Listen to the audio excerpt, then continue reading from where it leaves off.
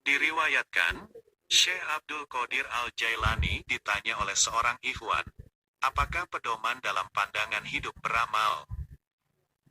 Beliau menjawab, bagiku wajib benar pantang untuk berdusta. Assalamualaikum warahmatullahi wabarakatuh. Apa kabar sahabat budak Google? Semoga sahabat sedang dan selalu dalam keadaan sehat. Kali ini melalui video ini budak Google menyajikan sebuah pesan dari Wali Allah Syekh Abdul Qadir, yaitu yang menjadi pandangan hidup Syekh Abdul Qadir. Sebelumnya bagi kamu yang belum mensubscribe channel ini, bantu dukung channel ini untuk terus berkarya menyuguhkan konten-konten yang dikemas dalam bentuk video. Yaitu dengan mengklik tombol subscribe di bawah tayangan video ini. Klik jika tombol subscribe-nya masih warna merah. Dan abaikan jika sudah warna hitam. Diriwayatkan, pada waktu Syekh menginjak usia muda belia, berusia 18 tahun. Pada suatu hari, yaitu hari Arafah bagi kaum muslimin yang naik haji atau sehari sebelum Idul Adha, beliau pergi ke padang rumput menggembalakan seekor unta. Di tengah perjalanan unta tersebut menoleh ke belakang dan berkata kepada beliau, "Hei Abdul Qadir, kamu tercipta bukan sebagai penggembala unta." Peristiwa itu mengejutkan Syekh, dan beliau kembali pulang. Sekembali di rumahnya, beliau naik ke atap rumahnya, dan dengan mata batinnya beliau melihat suatu majelis yang amat besar di Arafah. Setelah itu Syekh datang menemui ibunya dan berkata, "Wahai ibunda tercinta, tadi sewaktu saya menggembala unta, si unta berkata padaku dengan bahasa manusia yang fasih, 'Hei Abdul Qadir, kamu tercipta bukan sebagai penggembala unta. Karenanya bila bunda mengizinkan, saya ingin mesantren ke negeri Baghdad.'" Seperti telah diketahui umum, pada waktu itu Baghdadlah pusat pengetahuan agama Islam.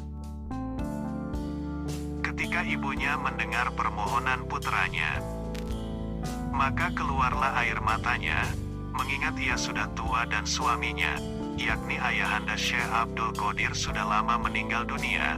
Timbul pertanyaan di hati sang bunda, apakah aku akan bertemu lagi dengan putraku tercinta? Akan tetapi karena sang ibu adalah seorang wanita yang bersih hati, maka ia tidak menghalangi niat mulia sang putra.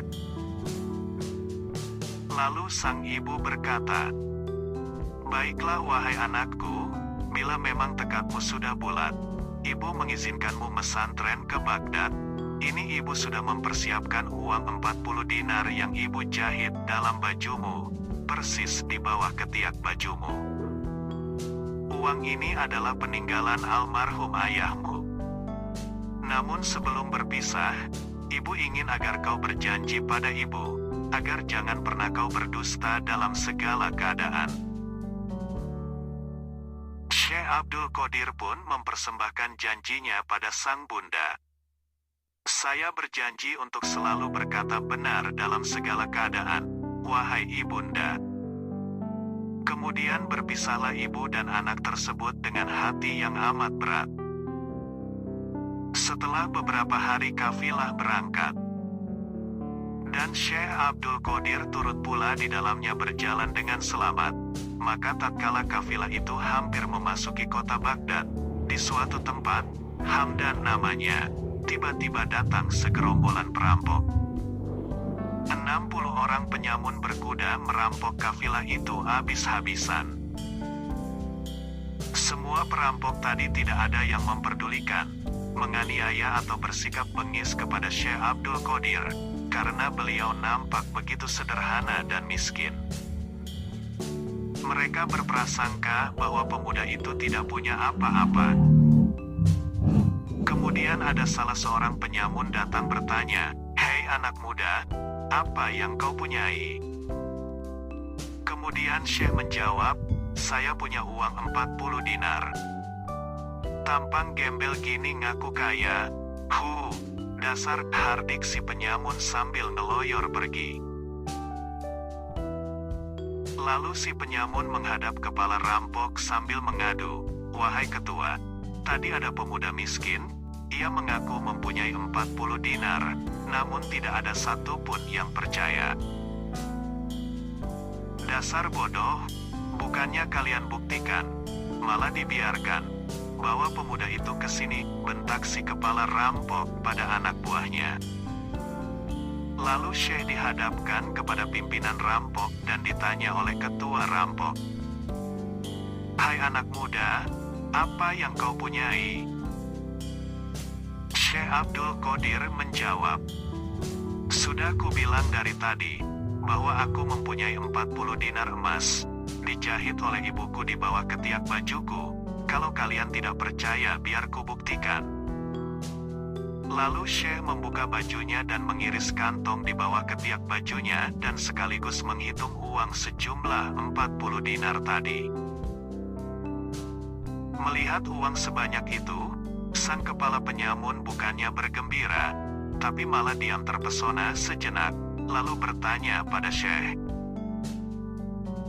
"Anak muda, orang lain jangankan punya uang sebanyak ini, punya 1 sen pun kalau belum dipukul belum mau menyerahkan. Kenapa kamu yang punya uang sebanyak ini justru selalu jujur kalau ditanya?" Syekh menjawab dengan tenang, "Aku telah berjanji pada ibuku untuk jujur dan tidak dusta dalam keadaan apapun. Jika aku berbohong maka tidak bermakna upayaku menimba ilmu agama."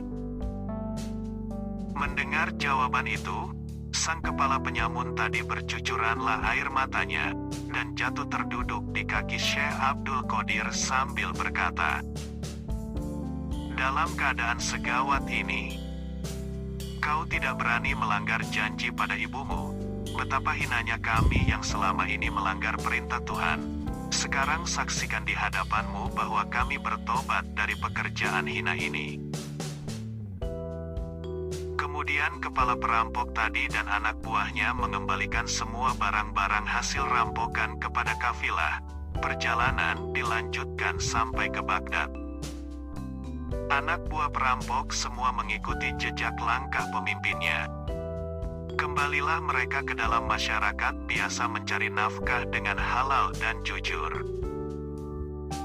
Diriwayatkan, kepala perampok itu menjadi murid pertamanya. Allahumma ansyur alaihi rahmatau waridwana wa amidana bi asrorihi fi kulli waqti wa makan.